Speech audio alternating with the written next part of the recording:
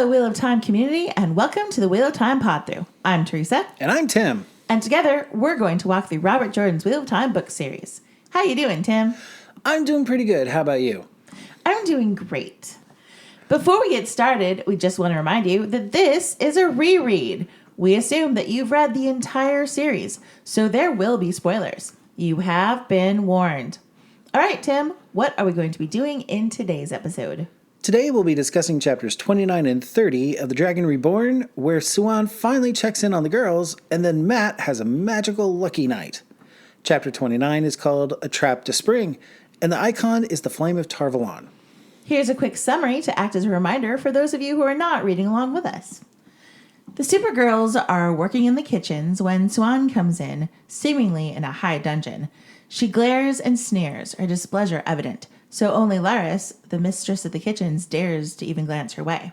Siuan's icy, blue-eyed stare sends even Laris scurrying.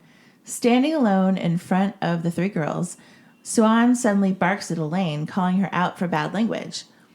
Elaine looked confused, and indignation crept across Egwene's face. Nynaeve tries to silently warn her, trying to will them to see what the Amyrlin is up to, but Egwene starts to protest that Elaine didn't say anything. Siuan silences her and commands Laris to teach Elaine and Egwene a lesson about speaking when and what they should. Laris grabs each girl by the ear and marches them out, while the rest of the kitchen averts their eyes away from Siuan. She whispers to Nynaeve that she hadn't meant for Egwene to get caught up in that, but maybe it'll teach her to keep her fat mouth shut and actually think before she speaks. She tells Nynaeve the news that Sheriam found another gray man, dead, this time in her bed. Nynaeve fills her in on what they found in the basement and their plan to go to Tyr, questioning why Siuan would trust Elsie Grinwell. Siuan tells her that she sent no message. The things Leandrin and the others had left were searched thoroughly, then burned after nothing was found. Elsie Grinwell was put out of the tower 10 days prior for being too boy crazy and not applying herself. She lets this sink in for a minute and then asks Nynaeve if she plans to fall into this super obvious trap too. Nynaeve tells her that they know it for a trap, so the best way to catch whoever set it is to spring it and see who comes running. Siuan doesn't like it, but agrees to let them go and to give them money for passage. Nynaeve asks her about Kalendor, and Siuan gives her the 411 on the sword, the Stone of Tyr, and how it fits into the prophecies of the dragon. Laris comes back in, and the Amyrlin went to meet her, smiles replacing her frowns and stares. She pronounces everything in the kitchen in perfect order and compliments Laris on the great job she's doing. Laris is confused, but happy, as Siuan sweeps out of the kitchen. Egwene and Elaine return to work after having their mouths washed out with soap, and Nynaeve tells them that they will be on their way to Tyr shortly. Nynaeve is grumpy. Often. We get a lot of complaining about working in the kitchens and how terrible Aes Sedai are, and how she hates being subservient to them. Mm-hmm. Like you mentioned last episode, the girls are acting like they've been at this for weeks on end, but it's only been a few days. They need to dial it back a bit. Yeah, just a bit. We get our first encounter with Laris? Laris? It's definitely not Lars. It's either Laris or Laris. Okay. Whatever. Mistress of the Kitchens. So we get our first encounter with Laris in this chapter. I think my favorite thing about her is how she carries her large wooden spoon like a scepter. Mm-hmm. I just picture this massive soup spoon, almost as long as a sword, like being used to lead her army of cooks and worker bees as they prepare the meals. Yeah, like, I don't know if you remember, but we knew someone when we worked Renaissance fairs, and she used to have this giant spoon that she would like brandish around like a sword, or like she was conducting or something. Yeah, it was longer than her arm. Giant spoon. So yeah, I always picture that. Jordan also makes sure we know that she keeps her apron clean, as a kind of shorthand to let us know that Laris, just like a fat innkeeper with clean aprons, is trustworthy. Yeah, true. Siuan comes in and completely turns the kitchen on its head without even saying anything. Just by glaring about the room, everybody is heads down, trying not to be noticed. Siuan is such a force to be reckoned with. Yeah. No one wants to face her in a bad mood. And I love that Nynaeve thinks poorly of the others being so easily cowed just by Siuan looking at them. But then Siuan catches her eye, and just for an instant, and Nynaeve realizes that she was turning the spit faster. Like, Siuan is intimidating. Yes. And she has that same effect on generals and kings as she does on these cooks and novices. Well, she is the arm and seat. It's not just that, though. It's her. Like, it's the woman that she is. True. It's her countenance. Absolutely. I like that Siuan admits to Nynaeve that she did not intend for Egwene to get caught up in the punishment meant for Elaine. I think that she's trying to build a bridge with Nynaeve. She knows that Nynaeve is the unofficial leader of the three, as well as a former wisdom. I think she treats her more like an adult than the others because Siuan does see her as the leader. Yeah, I can see that. Siuan tells Nynaeve, quote, Sheriam found another gray man, a woman, dead as last week's fish and not a mark on her. She was laid out as if resting right in the middle of Sheriam's bed. Not very pleasant for Sheriam. End quote. Now that we know Sheriam is black, I believe the going theory is that this was a message or a warning to Sheriam to step up the evil doing. Kind of like putting a horse head in her bed, but Wheel of Time style. Right? That's what everyone else thinks? Absolutely. That's what I understand this to be. Okay. So Siuan explains Alana's weird behavior away by just saying that Alana is Araphellan. And honestly, that's the only explanation we ever get for her odd behavior throughout the entire series. It's all dismissed as, well, she's Araphellan and they're just weird. I have Jeremy from CinemaSins in my head saying, that's racist. And that's not the only time we see that kind of happen, too. We see that justification with the ale a lot, too. Or the ale. Like, it's... But they're just weird. Yeah. Yeah, true. There's a lot of xenophobia and, like, casual racism. Just like, well, they're weird just because they're weird people. Yeah. Which is kind of true to life. I mean, even if we're trying to be forward thinking, there's a lot of stuff that we're raised with that kind of gets ingrained to us that we just assume people are certain ways until someone points it out and we have to change it. It's like we sort of pick up these stereotypes just by being in whatever societies we are. Yeah. And we don't even realize that they've sunk in until someone confronts us on them. Yeah. So that's part of what's going on here. But it is very weird that that's the only explanation we ever get for her behavior. Yeah, because Alana does do some really weird stuff. Yeah. Throughout the series, and it's never explained rationally or with any good reason. It's just, oh, well, she's Araphellan and they're just like that, you know? Yeah. It's weird. We learned for a fact that Siuan did not send Elsa Grinwald to deliver a message to the girls. Elsa was sent away from the tower because she was too busy watching the warders practice and did not apply herself to her studies. Right. All of the stuff Leandrin and the others left behind was destroyed. Nynaeve understandably panics about this as she realizes that anyone they talk to could be Black Aja in disguise. And the thing is, they still have no idea that Lanfear is around. They're freaking out because they're scared of Leandrin. I know, isn't that hilarious? Yeah. It's like the whole Black Aja in disguise thing is because it's Lanfear, but they don't realize that she's at play. They think that it's just the Black Aja is that powerful or tricksy or whatever. Yep. So they're afraid of freaking Landrin. When they should be afraid of a Forsaken. Yeah. That's funny. So can we take a moment to talk about the plan to spring the trap and wait to see who comes? Okay. Like, how is this a good plan? Nynaeve keeps saying it's the best way to catch the Black Sisters, but that doesn't make any sense. No, not really. Just because you keep saying it doesn't make it true. Like, Nynaeve even has to admit that it sounds weaker than it had when she said it to Egwene and Elaine than when she repeats it to Siuan. Uh-huh. Like, that's because it's a terrible plan. I mean, yes, they find the Black Aja, but they can't do anything about it because they get captured. Like, you know, because it's a trap. Yeah, it's not the best thought out. It really isn't. Like, this becomes a thing with Nynaeve and the girls is like, let's go spring a trap and get caught in it. Yeah, I mean, it's like, seriously, guys? And I mean, it's one thing if you use yourself as bait. Like, if you spring a trap because you have backup. Yes. That is going to come and rescue you. Right. But they never have the backup. No, they don't. Like, if they had made plans with Matt or made plans with anybody, really, to come in and rescue them, you know, then sure, okay, still not the smartest, but at least it makes logical sense. Right. But they expect to be able to get themselves out of a trap that they're caught in. How? Well, and everything you've said right now is absolutely true. But there's also the other part of it where it's like, but they don't have anyone else in their minds that they can trust.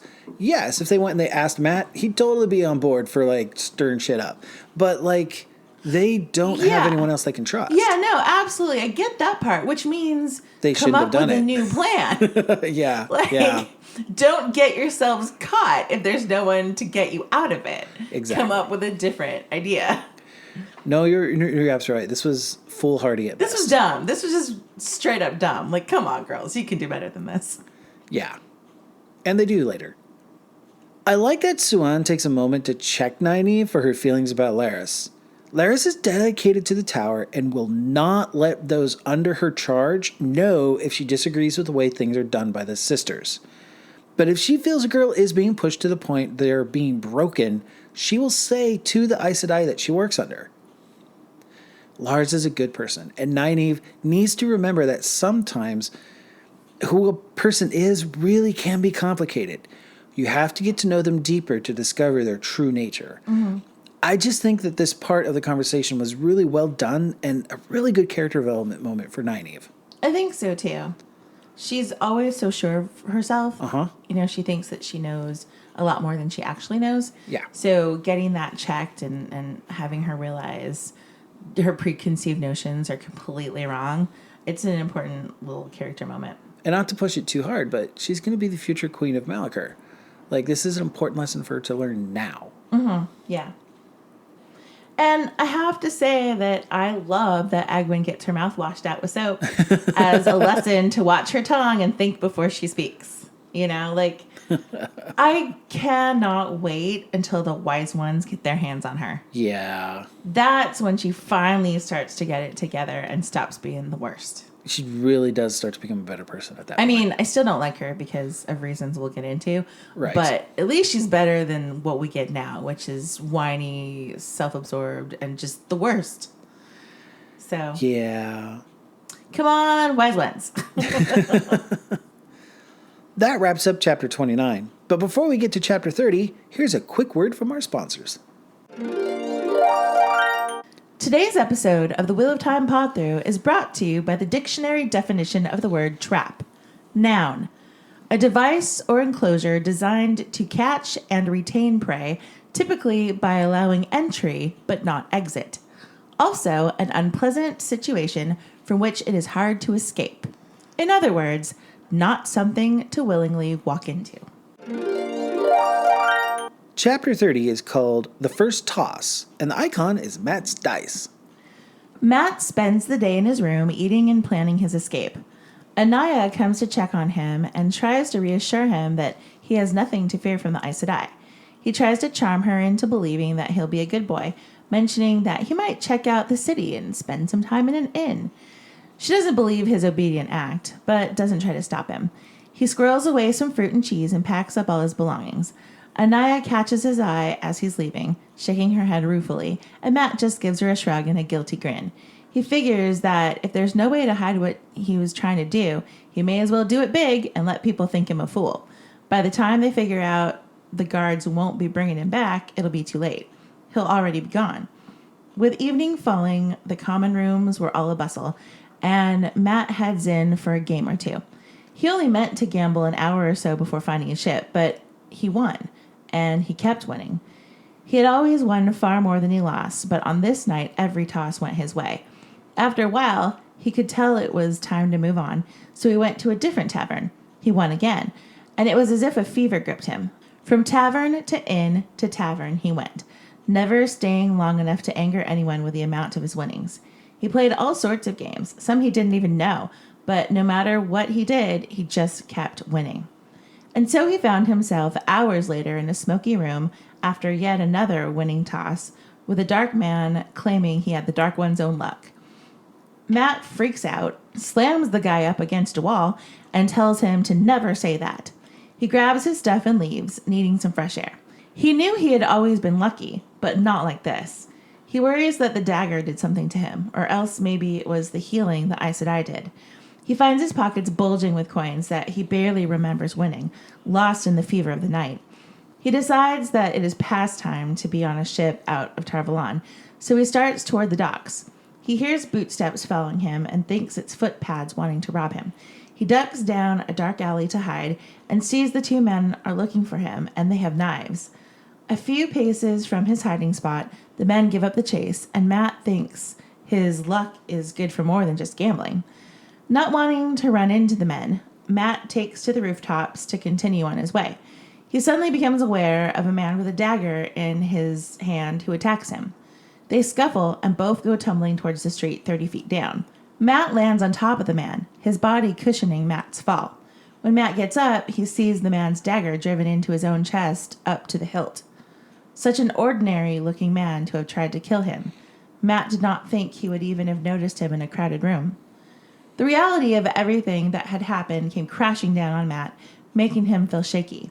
He knew he should be off to the docks and on the first boat he could find, but first he wanted to sit and gather himself for a minute. Just a minute to steady his knees. He staggers off toward the common room of the closest inn. If you're good at doing something, like charming your way out of a situation, it's really hard not to at least try. Matt has left nothing in his room, so the first time someone checks in on him, they'll know that he's gone. But then he blatantly smiles and even shrugs at sisters as he passes them on the way out of the tower. If you can't hide what you're going to do it so everyone thinks you're a fool. Then they stand around waiting to see you fall on your face. He thinks to himself, by the time they realize this rabbit will be long gone downriver from the hounds. Some fans think that Jordan intended Matt to be some sort of parallel to Loki, the god of mischief. After reading Matt chapters like this, I understand why. I know it's totally out of place, but I kind of have that song Luck Be a Lady stuck in my head every time I read this chapter. Oh, for sure. Me too. Like, Matt walks the streets with the confidence and almost the swagger of a seasoned gambler. Like, sure, he may lose sometimes, but he has no doubt that he'll win more often. Mm-hmm. I think it's really interesting that Jordan describes Matt as being caught in a fever as his luck gets going. Yeah.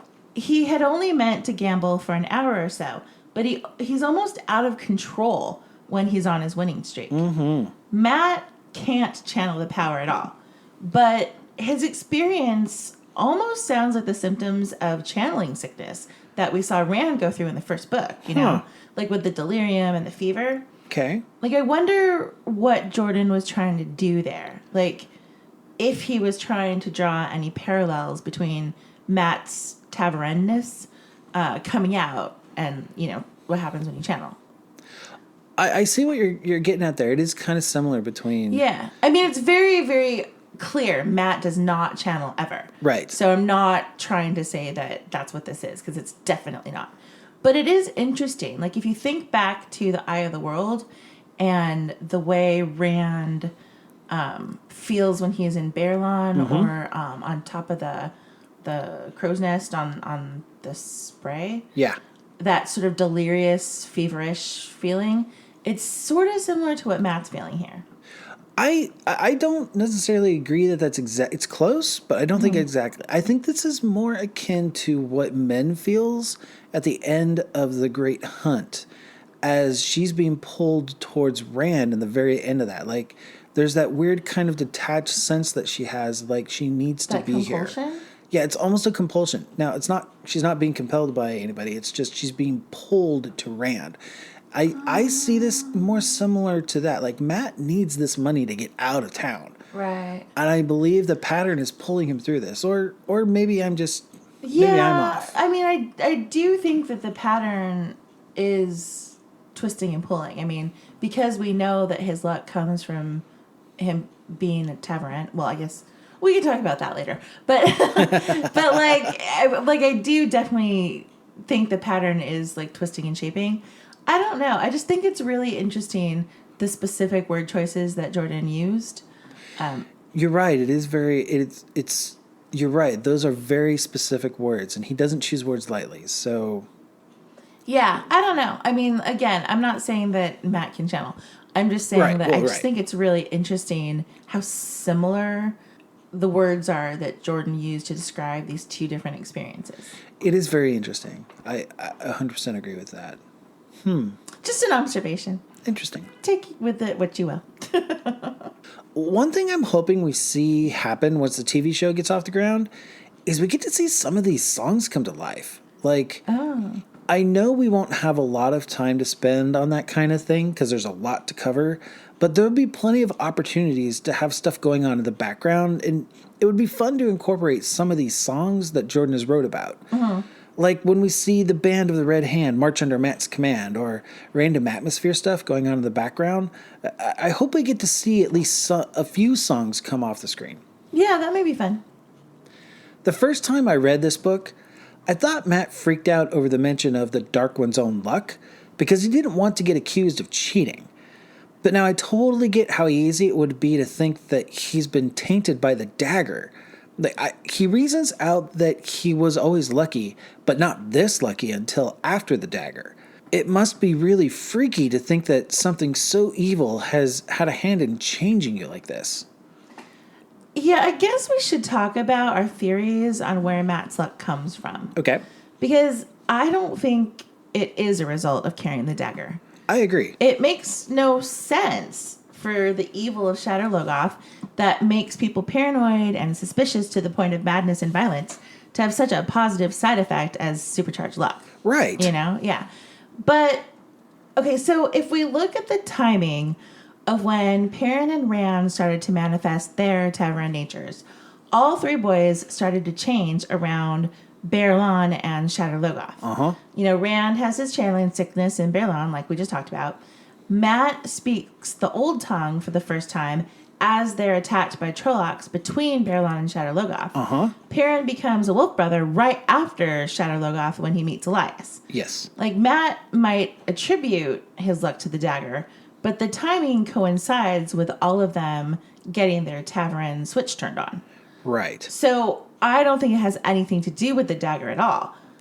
I do think that having so much of the power flowing through him during his healing may have, like, kicked things up a few notches and gave him a boost to his luck that otherwise, like, might have developed more slowly. Okay. You know? Like, I don't think just being Tavern would have necessarily supercharged his luck so instantaneously. Like, I think the healing may have boosted what normally would have taken a year to develop or maybe 2 years to develop into, and now we're fast forwarding to the end.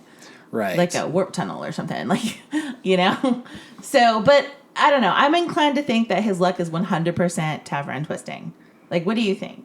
I'm with you that it's 100% Tavern testing, Tavern pulling and tugging, but for a slightly different reason, I think. Okay. Like, one of the things that Varian talks about in the previous book is that why we have so many false dragons popping up is that the pattern is forcing a dragon to come. So until Rand actually gets to the end of this book in Tyr and pulls Kalendor and claims himself the dragon. Well, no, he's already declared himself. No, you're right. Dragon. He's already declared himself. Sorry, skipping over that. But what I'm trying to get to as I'm muddling through this is that up until the point that Rand becomes the dragon and claims himself to be the Dragon Reborn, all of their powers start to get amped up. That happens while Matt is being influenced by the dagger. So I think that the healing of the dagger catches him up. I think that it was a bit of a... I think that the Shadow Logoth dagger may have stunted him a bit. So now we have a bit of a catch-up here. Now so he was already developing, but it wasn't manifesting because the dagger, like, dampened it? Exactly. So it was like a dam holding back the water, the water. So when he's released from the influence of the dagger, he's brought to where he was going to have been. Exactly. So this is basically a catch-up for him. Like, the dam is broken, the water's flooding through. And it just happens to coincide with, and he needs a bunch of money. Okay.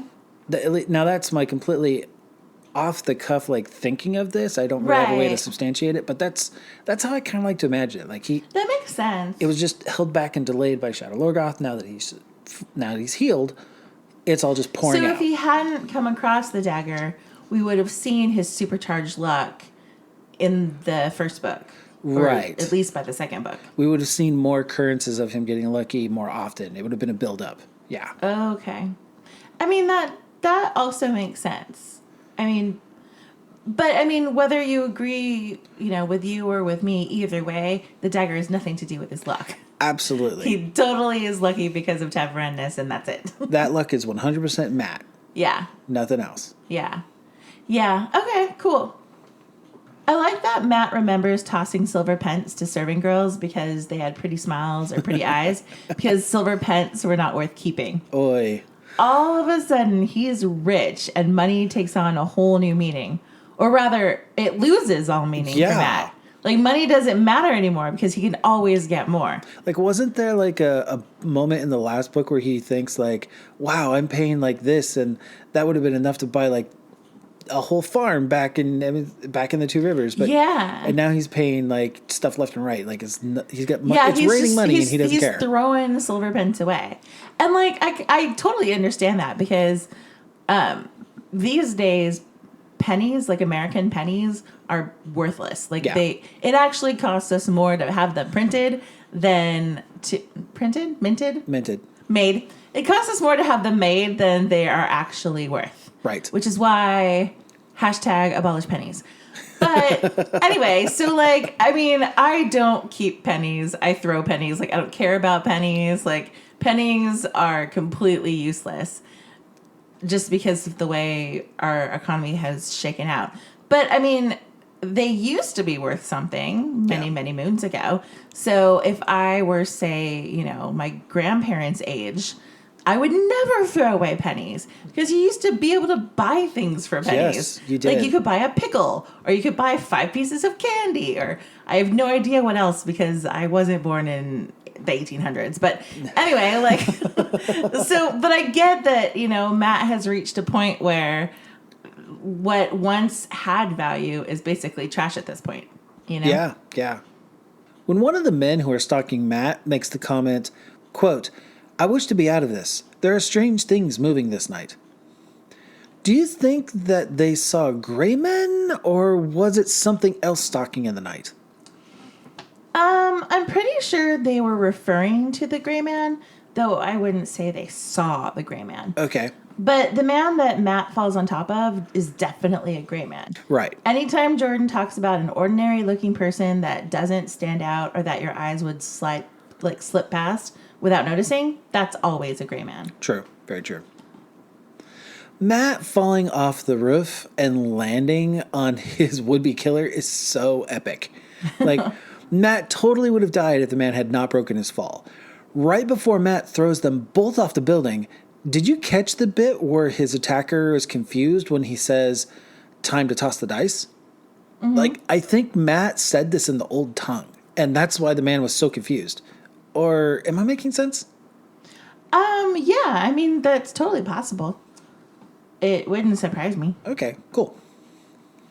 And that is the official entrance of Matt 2.0. Kicking the Andor boy's ass was not a fluke.